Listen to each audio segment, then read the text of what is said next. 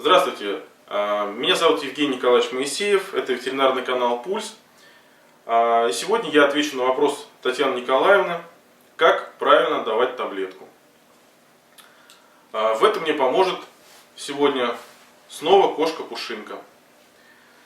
Итак, для того, чтобы дать таблетку, вам понадобится помощник, если его нет, ничего страшного, пинцет, шприц без иголки с водой, ну и таблетка.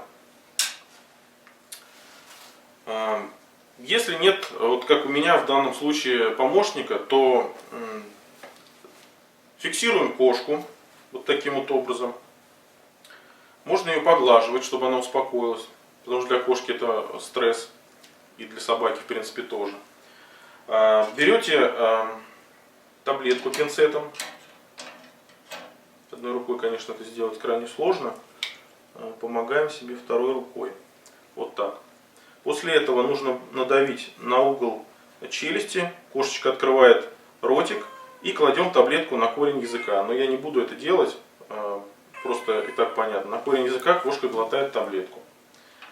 После того, как вы это сделали,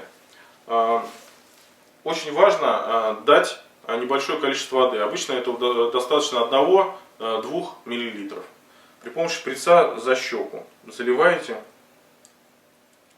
Кошечка глотает, и таким образом таблеточка проходит свободно по пищеводу. На этом все. Как вы понимаете, это достаточно просто. Это можно делать легко в домашних условиях.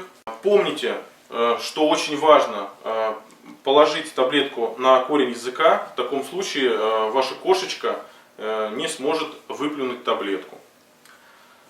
На этом все. С вами был ветеринарный канал «Пульс». Я Евгений Николаевич Моисеев, кошка-пушинка.